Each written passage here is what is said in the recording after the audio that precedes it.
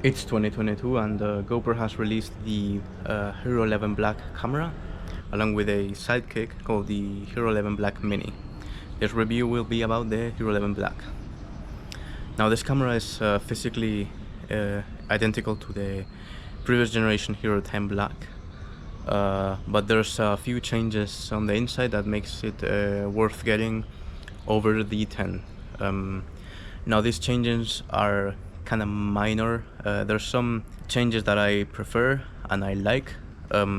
Now this will be very subjective as different people prefer different things when it comes to action cameras. So first we get new controls for the touchscreen. So instead of getting a bunch of options on the screen, you can toggle easy mode and it will give you less options and make the camera extremely user-friendly. So if you want to give your camera over to someone who's never used a GoPro before, just turn on easy mode. You'll be able to do 3 things basically. There's a new sensor. This is kind of on the inside, so 8x7 configuration.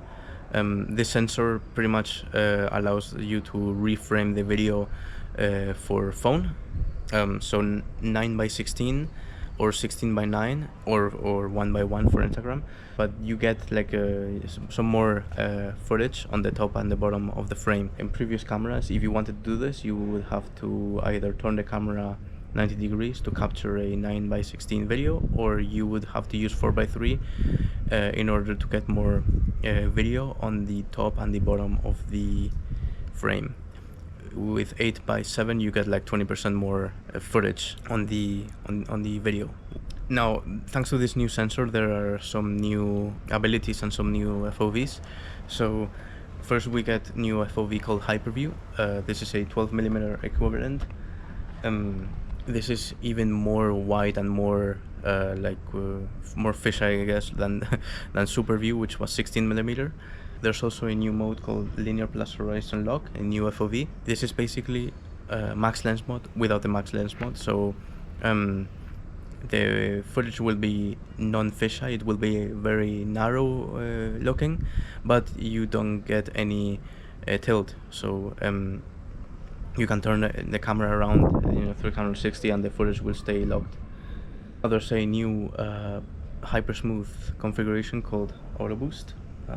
This is using dynamic cropping, and the stabilization is done after the fact, so it's not applied to the video directly. Rather, it's done after you record the video. It will analyze the footage and use dynamic cropping.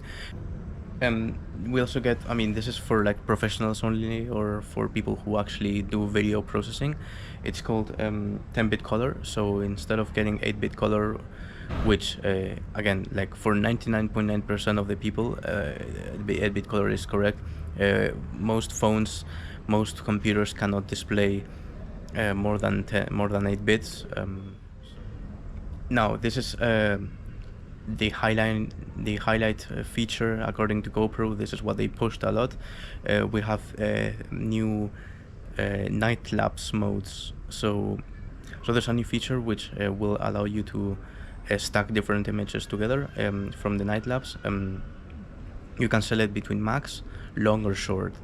So max will always keep the previous images on the current frame, whereas long and short will only keep a limited amount of images being merged into one frame. This is useful for vehicle lights, for light painting, for star trails, for people moving about. Now, as far as video resolutions, everything the same. Photos have improved. Photo megapixels are now 27 instead of 23. And as far as resolution for time lapses, we now get 5K time warp instead of just being limited to 4K. Other than that, pretty much the same. Yeah, let's go see some comparison videos and some sample footage that I shot with the 11 Black.